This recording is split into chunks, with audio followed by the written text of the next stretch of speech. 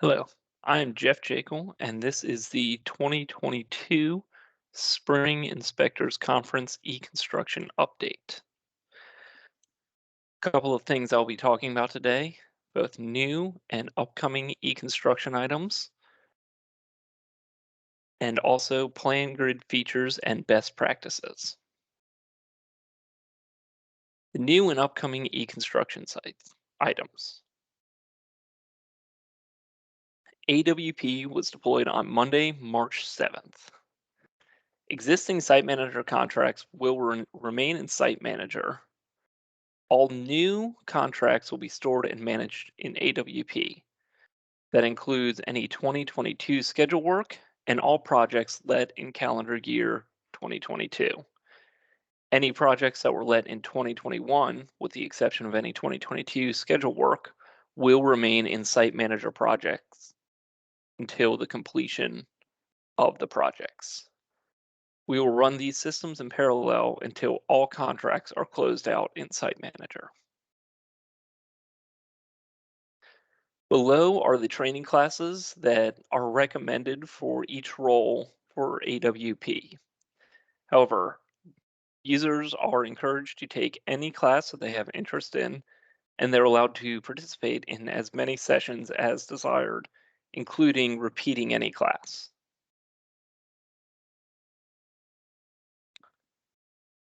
The e-ticketing initiative. eConstruction created a task force in November with an assortment of materials vendors and VDOT personnel in both construction and materials divisions. Previous uses of e-ticketing have utilized just a singular program. Our solution needs to integrate with all programs that vendors may currently use, whether commercial off-the-shelf products, of which there are many currently on the market, and proprietary systems that vendors have developed themselves. The solution that we are focused on is portal-based, which will accomplish these goals. And the end result will handle the big three materials used in road construction: aggregate, asphalt, and concrete. The eConstruction team has recently created a portal that is designed to be one-stop shopping for any eConstruction related needs. This portal can be found at the displayed URL. In addition, users can also navigate to the eConstruction portal by first logging on to the VDOT.E site, go into the Project Development and Delivery dropdown, and select Construction. Once in the construction site, users can type Econ Portal into the search bar and hit Enter. The Econ Portal is the top search result that comes up, and users will simply click on that link. This is what the eConstruction portal looks like. It's designed to be one-stop shopping for everything related to eConstruction. Users can get AWP construction training info. They can submit a help request or a project site request for the new document submissions and records management sites. They can find training and resources for any eConstruction apps and initiatives, including PlanGrid, document submission and records management, AWP, CAB, or anything else. They can launch eConstruction related apps such as PlanGrid or AWP, and access district record management sites. The portal will also be the home for the new document submission tool. There are two parts to the new document submission initiative: the document submission tool and the records management site. Displayed is the document submission portal, which will handle submittals, RFIs, and NCRs. This tool will automatically create lists, which will be accessible to both VDOT personnel and contractors. The main display will show submissions for all projects that the user is part of, but users can filter based on which project they would like to display.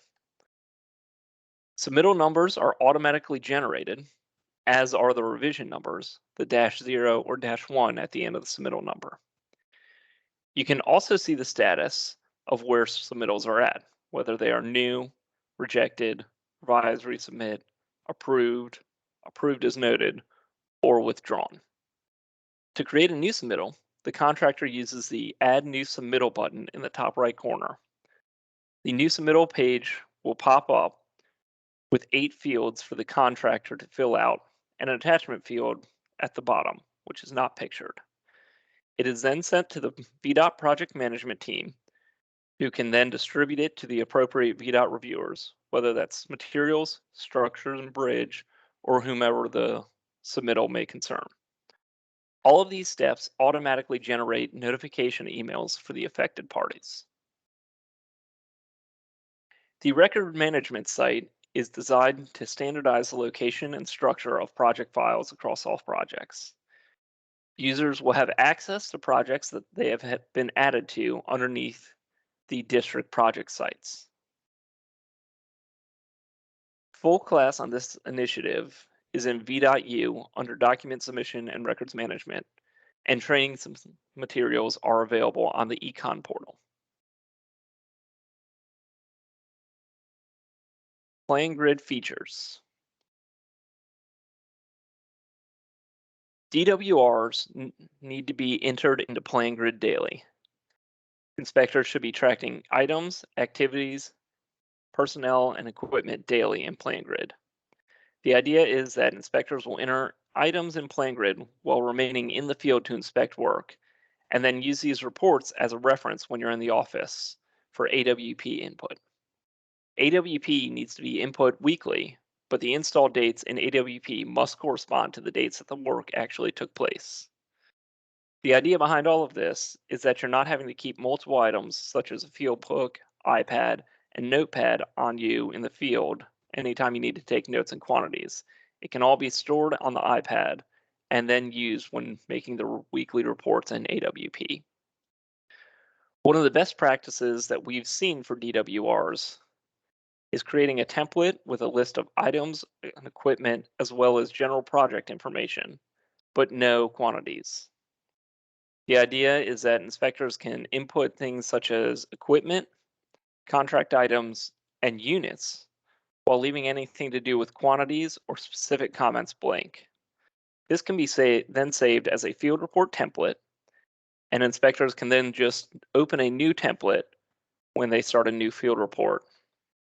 This way, inspectors won't be deleting all the quantities from the previous day's report, which would lend itself to quantities becoming inadvertently copied from day to day. And also, inspectors will not have to create a new report from scratch daily. PlanGrid use on a smartphone is the same process whether it is an Android or an iPhone. Users go to the home screen and go to the Play or App Store. On an iPhone, once it opens, you'll click the search icon in the bottom right-hand corner. Users will then utilize the search bar and search for PlanGrid. Click Install or Download. Once the app is downloaded, users will select the app icon from the home screen. It will prompt you to sign in. You will input the VDOT email address that you use to create your PlanGrid account and click Next. Users then input their password and hit sign in. Once PlanGrid has been added to your smartphone, it should look very familiar to your iPad setup. Upon opening, it will display your projects list. Any projects that you have downloaded to this individual device will be listed here at the top. Projects that have been downloaded to the iPad will not be copied over automatically to the smartphone. These are all localized files that exist solely on that device. So any projects that you want to access from your smartphone must be downloaded separately onto the smartphone. Once you click on the project, you will go into Sheets. From there, you click the More button in the bottom right-hand corner and utilize the Photos portion of the app. Users can either take a new photo from the PlanGrid app, which is encouraged by the eConstruction team because photos that are taken from the app have geolocation data that helps identify the photos. However, if photos happen to have been taken from the native camera app or photos that have been sent to you by another person on the project who does not have access to the PlanGrid project, you will still be able to add those photos to PlanGrid by choosing the Select from Photo Library option. Once that is opened, click Allow Access to all photos. Then you select the photos that you would like to add to the project and select Done. Any photos that are added to a new project, we would like to see tagged. Tagging pictures can be a very helpful way to search through project photos to find applicable ones. When adding a photo, you simply click the Add a Tag button in the bottom right-hand corner. Once clicked, a tagging screen will pop up, and users can either select an existing tag or create a new one. Creating a new one will generate the prompt to type a new name. In this tag, I've chosen structure 5A because, as you can see, that is what that structure is marked as in the first picture. And then click OK. When tagging a second photo, such as this opposite view of structure 5A, user simply click Create a Tag again. And then you will see the tag that I've just created. Select that, as well as the drainage structure tag. And you will see that those tags are selected, and you can also see that the picture is now labeled as having 2 tags. Users then click Done, and that is how a picture is tagged when it is added to the app. The most helpful part of tagging photos is then using that to recall any photos within the project. To search for photos based on tags that have been added to them, you go into the Photos tab of the app, click on the Filter button, and click Tags. Once you have clicked that, you will see all the tags that are available, and you can select the tag that you're looking for, and it will immediately pop up to the top as selected.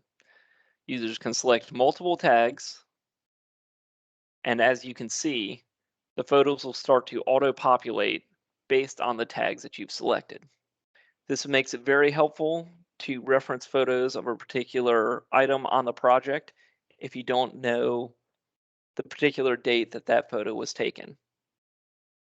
And you can also see that the date that the photo was taken is popping up, which will allow you to then cross-reference over into the field reports to identify specific issues. The final thing that we'd like to focus on is tasks. There are generally 3 types of tasks that inspectors should be utilizing on a job: environmental, deficiencies, and MOT/safety issues. Deficiencies can be used as justification for withholding payment if needed. This is what the task list will look like when viewed on an iPad.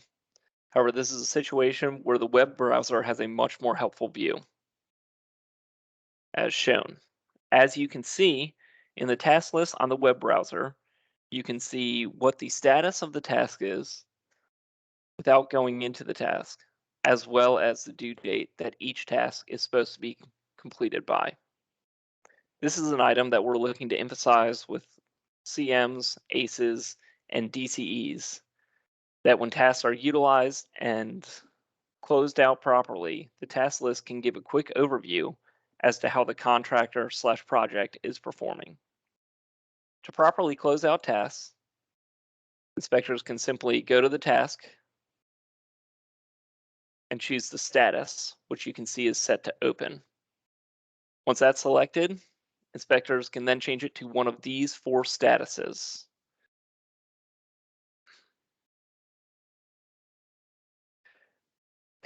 The task list can then be filtered on the iPad based on status. As you can as you can see here, the four statuses that were just displayed for that individual task are what can be filtered by. This way, inspectors can open up any open tasks while in the field in order to conduct a walkthrough with the contractor.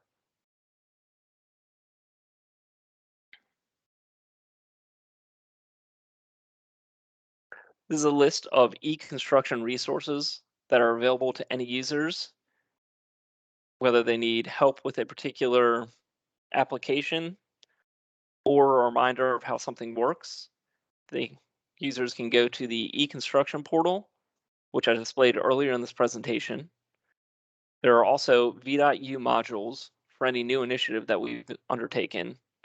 And there's also the eConstruction YouTube channel that's available on youtube.com by searching v.eConstruction. I'm available to be reached via email, whether that's jeff.jakel@v. or through the eConstruction email account. Users can also submit an econ portal help request, which will then send an automatically generated email to the person that is in charge of the application that help is needed with. This is probably the most helpful way to get help with any individual app that is in the eConstruction field. Thank you for tuning in, and I hope that this presentation was helpful.